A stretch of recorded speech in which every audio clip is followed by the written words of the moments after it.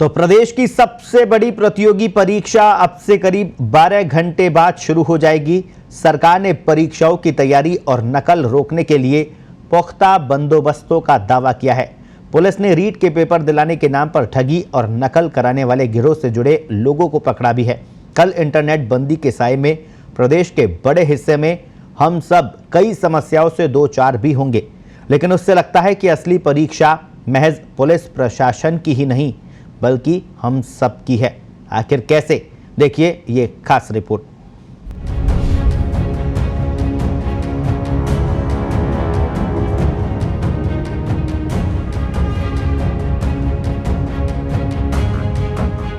ये नजारा देख रहे हैं आप, बस के गेट के बजाय खिड़की से चढ़ती सवारियां।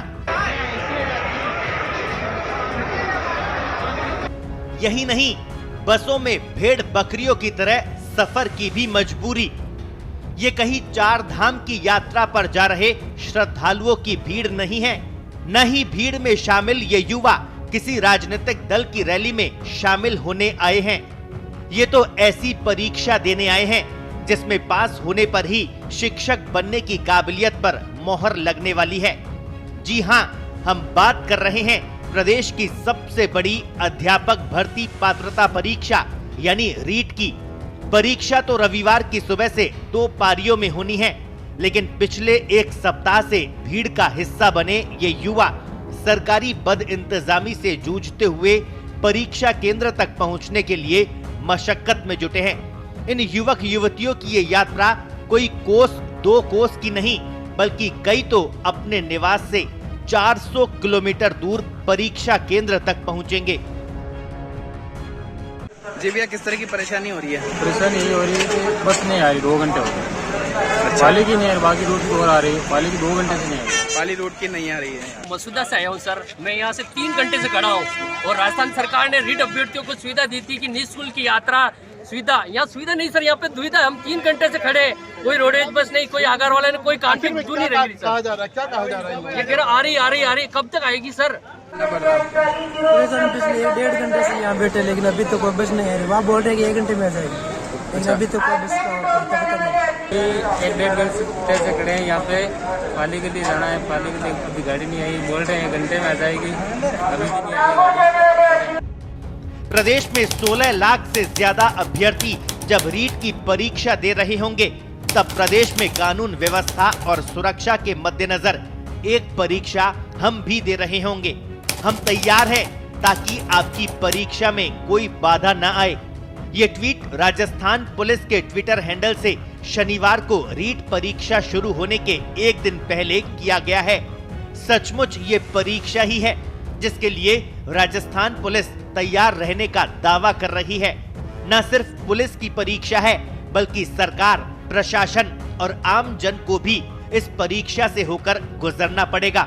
लेकिन परीक्षाओं के एन पहले रीट के फर्जी पेपर दिलाने और पैसा ऐड कर नकल कराने के गिरोह से जुड़े लोगों की जिस तरह से धरपकड़ हुई है, उससे पुलिस की मुस्तैदी भी झलकती है।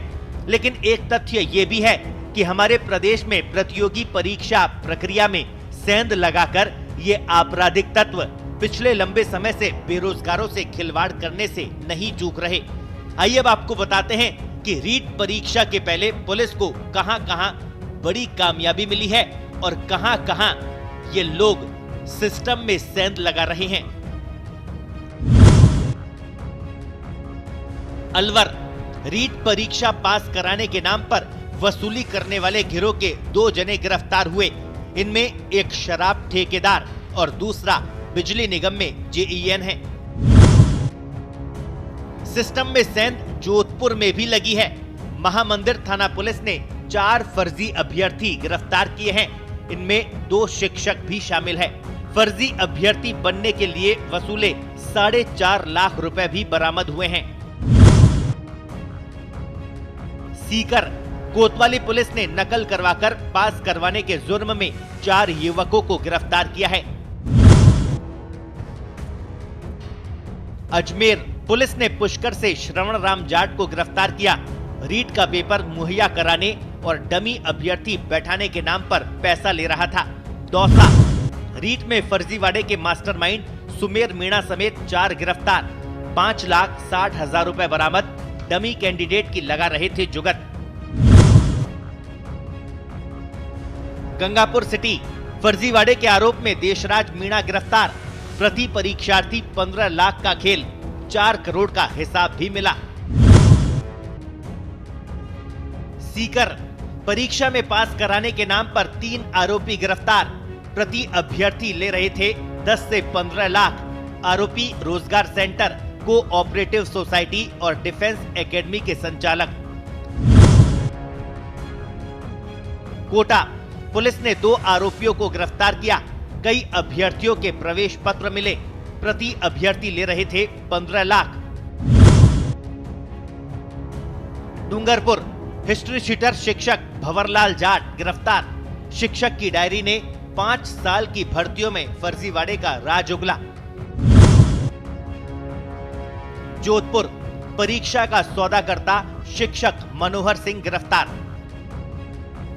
सिस्टम में सेंधमारी के ये वो उदाहरण हैं जो पुलिस की मुस्तैदी के कारण सामने आ चुके हैं। पुलिस पूछताछ में गैंग के सरगनाओं के नाम सामने आने के बाद इनकी संख्या में बढ़ोतरी होना तय है।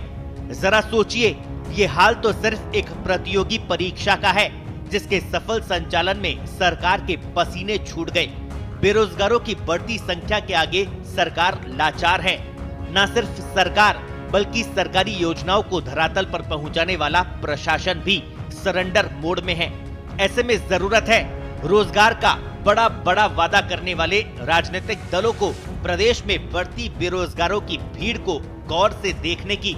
जरूरत है रोजगार के अवसरों को बढ़ावा देने वाले सच्चे प्रयासों की, और जरूरत है रविवार के दिन कोई अनहोनी नहीं होने की दुआ करने की, ताकि भविष्य संवारने के लिए निकले ये अभ्यर्थी फिर किसी चाकसू जैसे हादसे का शिकार ना हो जाए। स्पेशल रिपोर्ट, पत्रिका टीवी।